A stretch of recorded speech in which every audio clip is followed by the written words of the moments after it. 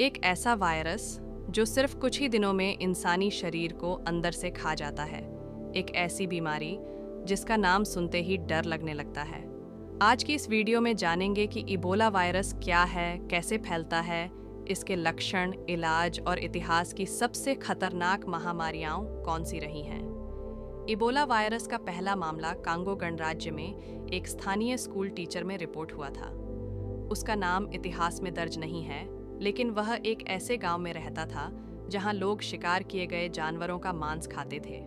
Research से पता चला कि यह वायरस संभवतः चमगादड़ों, फ्रूट बैट्स से इंसानों में आया।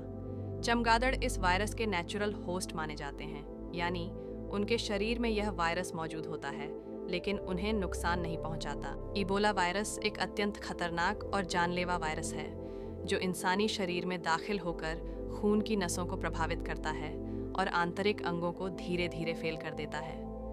यह वायरस पहली बार 1976 में अफ्रीका के 2 क्षेत्रों कांगो और सूडान में पाया गया था। इसी समय इस बीमारी को इबोला नाम दिया गया। इबोला वायरस अधिकतर किसी संक्रमित इंसान या जानवर के शारीरिक संपर्क से फैलता है।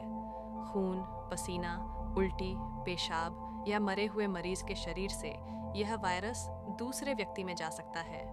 यह हवा से नहीं फैलता, लेकिन अगर किसी ने मरीज के कपड़े, बिस्तर या इस्तेमाल की गई सिरिंज को छुआ हो तो संक्रमण का खतरा बहुत ज्यादा होता है। इबोला वायरस के लक्षण शुरुआत में सामान्य सर्दी जुकाम जैसे लगते हैं, लेकिन बहुत तेजी से जानलेवा बन सकते हैं।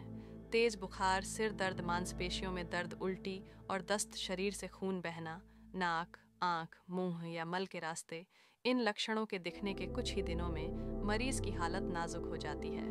कई सालों तक इबोला का कोई खास इलाज मौजूद नहीं था, सिर्फ लक्षणों को कंट्रोल किया जाता था।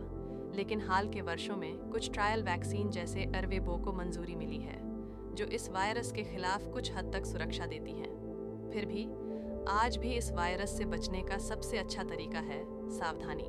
2014 में पश्चिमी अफ्रीका में इबोला की सबसे भयानक महामारी फैली थी, जिसमें 11,000 से ज्यादा लोगों की मौत हुई। इसके बाद कांगो, सिएरा लियोन, गिनी और अन्य अफ्रीकी देशों में समय समय पर छोटे बड़े फैलाव देखे गए। हालांकि पाकिस्तान और भारत में अब तक इबोला का कोई केस सामने नहीं आया है, लेकिन दुनिया अब एक ग्लोबल विलेज बन चुकी है। अंतर्राष्ट्रीय यात्रा और व्यापार के कारण खतरा हर देश में पहुंच सकता है। एयरपोर्ट्स पर स्क्रीनिंग, सफाई और जन जागरूकता के जरिए हम इस खतरे को कम कर सकते हैं। इबोला वायरस सिर्फ एक बीमारी नहीं, बल्कि एक चेतावनी है। यह हमें याद दिलाता है कि हम स्वच्छता, स्वास्थ्य और रिसर्च को नज़रअंदाज नहीं कर सकते। इस वीडियो को अपने दोस्तों और परिवार के साथ ज़रूर शेयर करें, ताकि हर कोई इस खतरनाक वायरस के बारे में जान सके। ऐसी ही और जानकारियों के लिए हमारे चैनल को सब्सक्राइब करें।